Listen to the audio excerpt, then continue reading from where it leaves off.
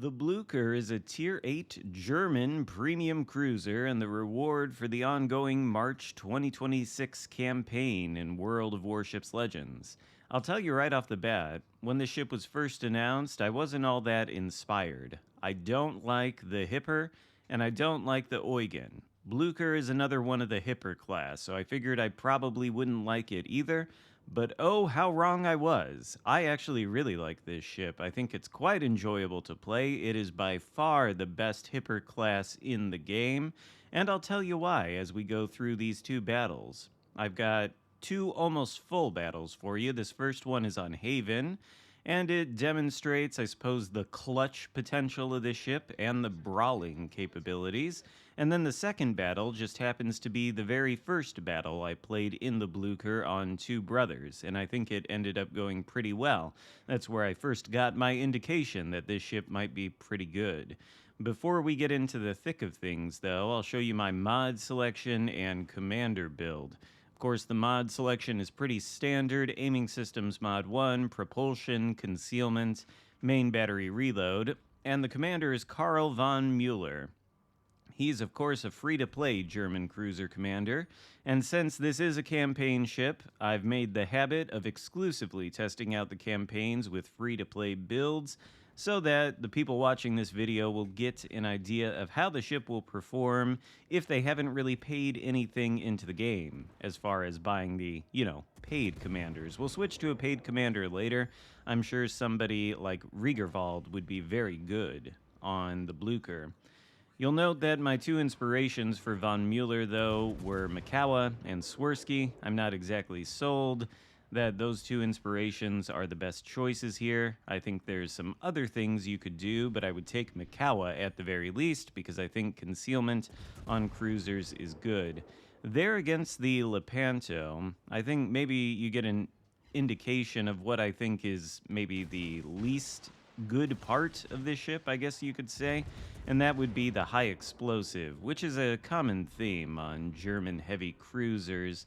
These are 203mm guns, of course, and being German, the HE Alpha feels pretty anemic, although the penetration is good because, of course, the Germans do get improved pen on their HE most of the time.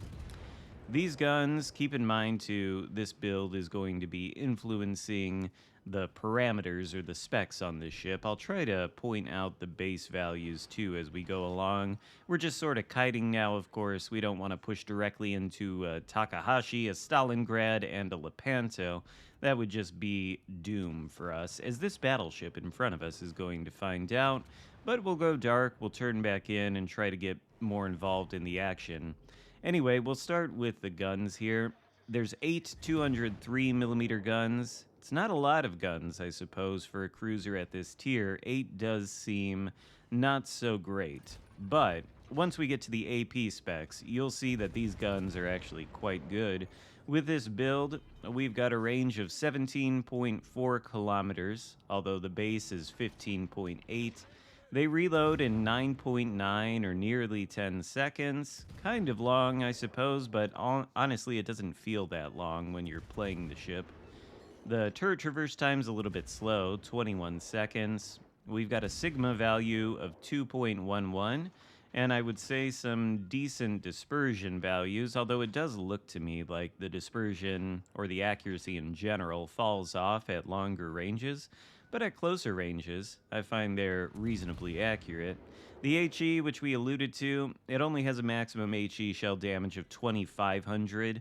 That might sound somewhat high, but if you compare it to other heavy cruisers with 203mm guns at this tier, or even tier 7, a lot of them approach 3,000 or exceed 3,000 on their maximum HE shell damage. So by comparison, what we have here on Blücher is fairly anemic, and I don't think the fire chance is all that great. It's 13%, so it does light fires, but I don't really think it's a dedicated fire spammer. And we've got 51mm of armor penetration with these guns, which is pretty good. Also, before we get to the AP, let's note that this battle is going south for the blue team. We've lost 4 ships, they've lost 1, so we needed to make something happen here and start turning the tide. This, I suppose, can demonstrate the clutch power of the Blücher a little bit. And we maybe ought to talk about torpedoes before we get to the AP, which is a real highlight here. We come around the corner. Of course, Lepanto has improved penetration angles, but our armor is good enough to bounce 15-inch guns. We're coated in 27 millimeters everywhere. We've actually got a little icebreaker plate near the waterline on the front of the bow, which is 40 millimeters and can bounce shells. And then we have the turtleback slopes of the Hipper and Eugen, although the turtleback plating, well, it's only 30 millimeters, so it can be overmatched, but here we go. Lepanto goes down to a combination of the torpedoes and the guns, but mostly the torpedoes. And as you could see there, the Blücher is armed with 12 torpedoes, 6 on either side of the ship, just like Hipper and Eugen. And like Eugen, these torpedoes have an 8-kilometer range. They go at 60 knots. They reload really quickly in 80 seconds. They only hit, though, for a maximum of 12,739 damage, which is probably why the Lepanto didn't immediately go down and we had to finish him with our guns. A little bit low on the Alpha Strike for these torpedoes, but they come in clutch and brawling situations, and even at longer distances, which I think we'll see a little bit in the second game. 8 kilometers feels pretty comfortable for them. Anyway, back to the main battery guns and the AP, which I think is a real highlight of this ship, and we'll see it here in a moment against the Takahashi. The AP shells with this Von Mueller build, and keep in mind, I think the only skill on him that is buffing the AP performance in any way is the punch through skill. And just with that, we've got a maximum AP shell damage of 6,710, base is 6,100. That is really high for a cruiser with 203 millimeter guns. It may be among the highest in the game. And on top of that, these guns are much more improved than what you would find on the Hipper or the Eugen. They have improved penetration angles. The minimum ricochet angle is 55 degrees, guaranteed is 65. So it's not as extreme as, let's say, British cruiser AP, but it does allow you to get penetrations on more angled ships, and I think that right there goes a long way. I think that makes a night and day difference between the Hipper and Eugen.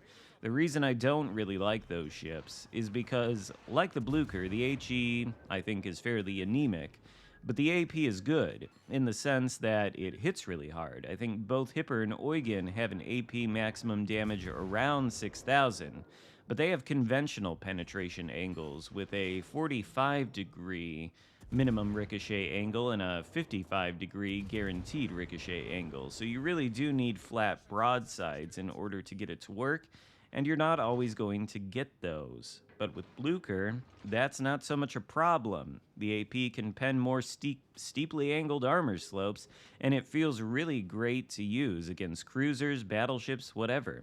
You saw there, the results against the Takahashi, they didn't come as quickly as I would have liked. We've been reduced to almost no HP. But I think a lot of our actions here, especially against the Lepanto and the Takahashi, did help turn the tide of this battle.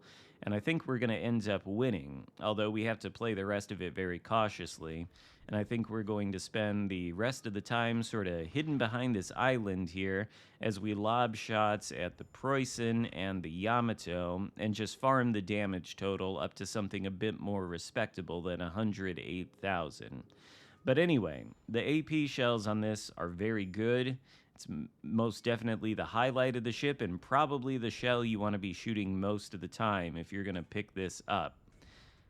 I think, too, the AP does great damage against broadside battleships. I've seen salvos anywhere from 8 to 12K, and against cruisers with the Citadels doing about, 6,700 damage every time they strike one, you can easily get 12, 18, 24K on a Citadel shot for a cruiser, which is devastating to them.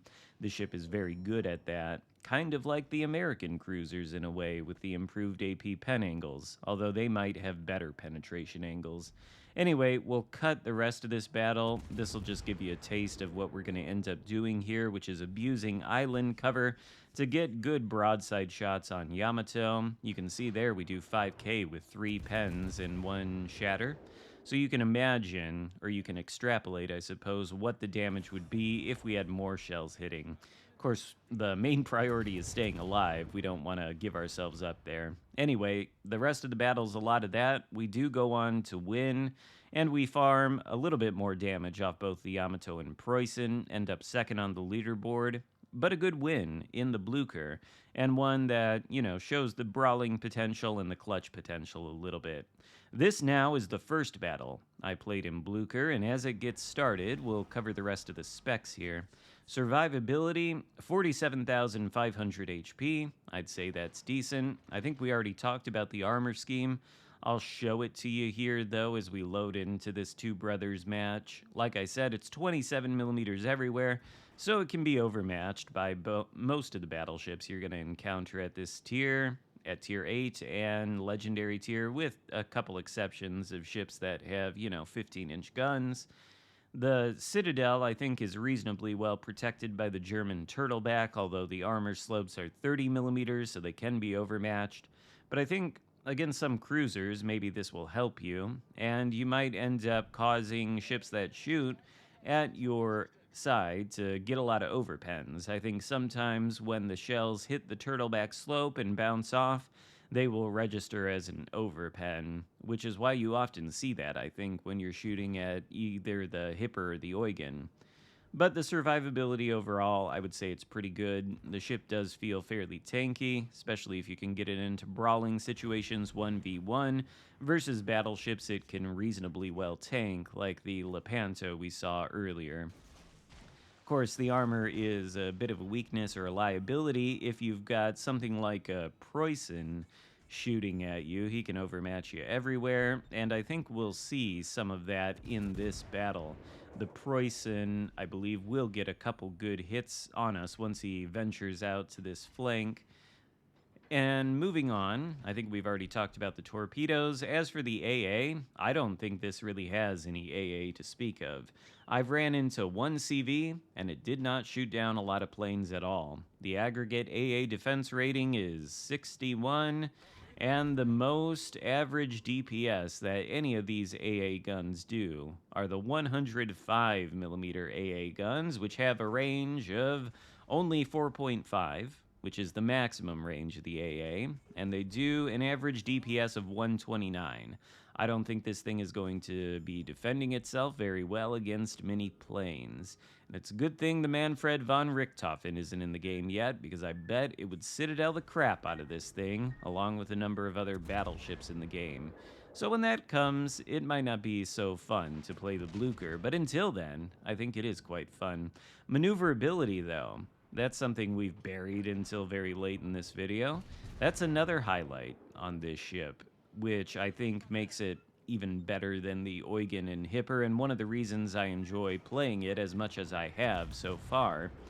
The base speed is something I think like 33 knots, but we are running the speed flag in the fourth slot, so we've got 34.9 knots. And then we've got a 740 meter turning circle, 8.3 second rudder shift, which is acceptable, but we haven't talked about the consumables yet.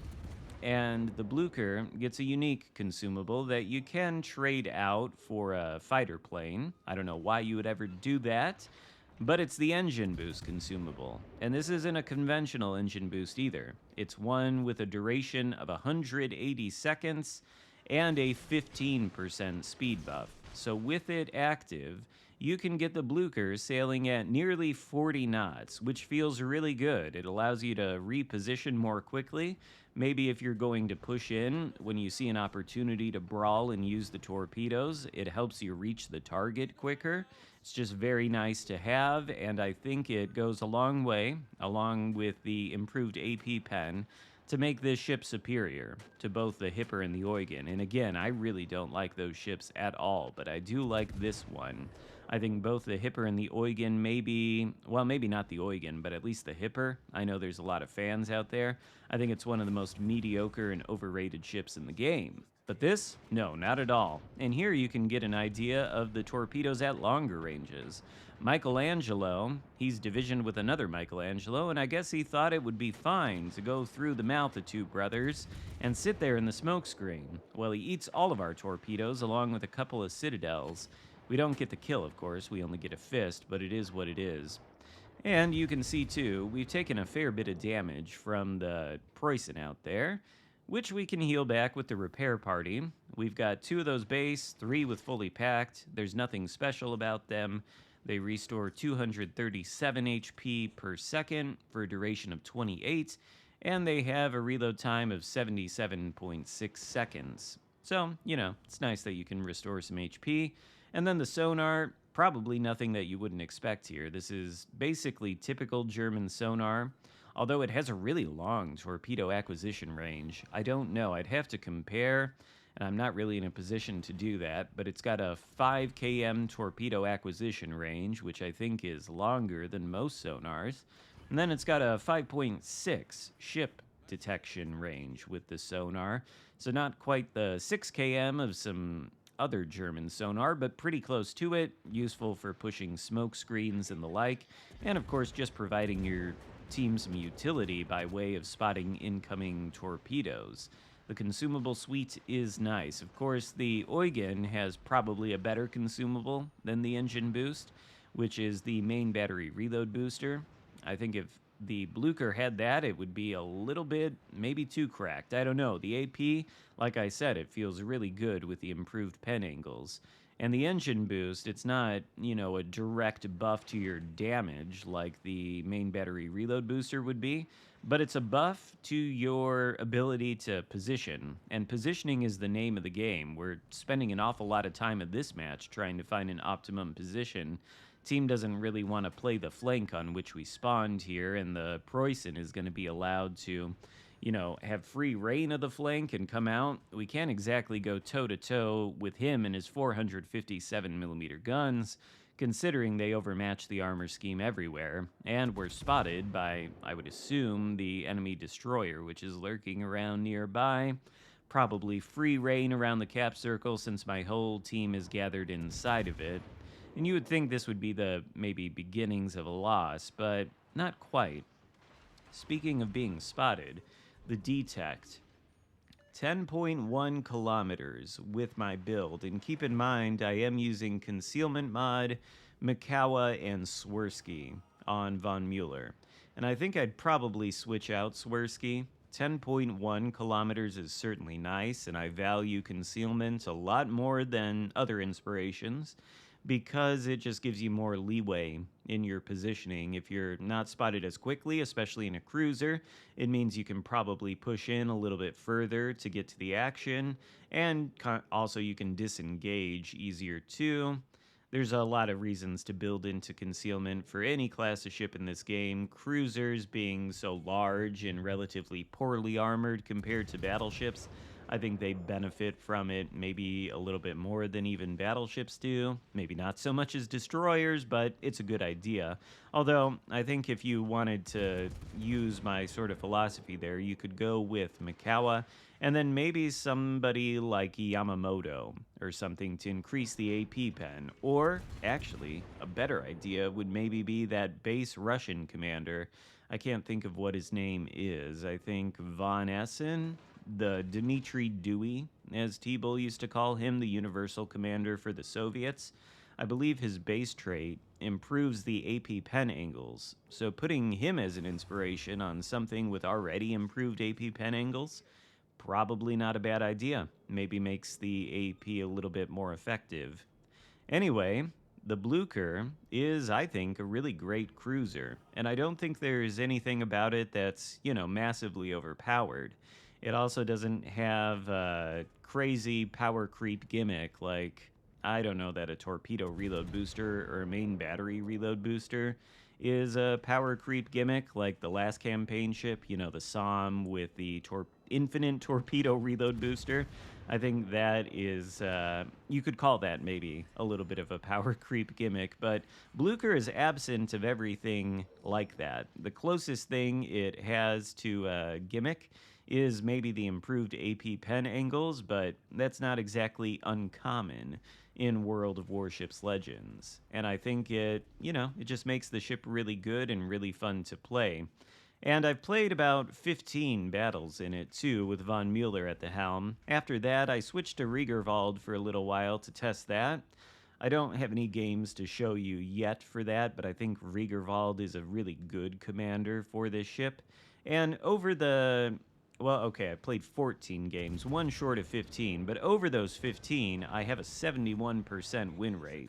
So I think this thing is contributing positively to the outcome of games, like we saw in that last battle, and I think like we're going to see in this Two Brothers battle. Basically, our cap is a little bit lost. We've got that destroyer somewhere around those parts, and then we've still got Preußen pushing in. And were we still back in our home cap, that destroyer would be outspotting us. Preußen would be shooting at us. We could probably survive for a time, but ultimately he would deal a lot of damage to us and send us back to port. So I thought the better thing to do was to come up the middle on Two Brothers. This would be a good example of when is the appropriate time to drive up the middle in Two Brothers. Not within the first 5 minutes of the battle. Later on, though, when you need quick access to the enemy base so you can make a push along with your destroyer teammate, and another cruiser. VIII is being driven out. We don't want to go around the corner just yet and unnecessarily present ourselves for damage, but we can farm the VIII a little bit with the front guns as he goes along, and once he goes around that rock, we'll be content to push out. I think there was another cruiser, though, spotted in these parts, so we've got to be a little bit careful. VIII is spotting us now. Preußen and the destroyer are both entering our base. So it's a contest of who's going to be able to cap first, I suppose. I think they've taken out the battleship that was in our base, but there is another battleship out there who can reset. We're going to launch our relatively long-range torpedoes at the VIII, and then we'll lob at him over the island here with the AP while he's somewhat broadside. See, there's an example of the AP doing some good work. I think that was about 6k from that salvo, and that's a fairly low damage roll. I've seen it do much better against broadside battleships, but even when he's angled there, the AP pen angle's coming into play, doing about 4 or 5k. Torpedoes incoming as well as he comes around the corner. Don't know if we'll even need them, though. And you know what? It looks like the enemy cruiser has actually gone toward our base. So once this VIII is gone, I think that is all the enemy presence on this side of the map eliminated, and we're about 45 seconds from taking the cap in a 4v3. I think we should cap out before the red team caps us. Luckily, we don't get hit there and reset. Otherwise, that potentially could have lost us the game. I'm not sure. But as it stands, we'll win by capping. So, final thoughts on the Blücher. I think this is probably, especially if you want to pursue the Kremlin marathon, this ship in and of itself, I think, is worth the purchase of the Admiralty backing. I think it's by far the best Hipper class in the game. It's a very enjoyable ship to play, and just a solid overall Tier 8 cruiser without any crazy, ridiculous gimmicks. Nothing super overpowered about this thing, I don't think. Nothing super insane either. Just a solid, straightforward, sort of almost even old-fashioned ship in its relative simplicity in design, I guess you could say. And it's kind of refreshing in that sense. It's nice to have a good ship with sort of an older, not ridiculous, gimmickful design, you know? And there we go. 139,000 damage in the Blücher. Another victory. I would recommend the ship. Hope you enjoyed the video. If so, give it a thumbs up. Consider subscribing if you haven't already. And I'll see you next time. Goodbye.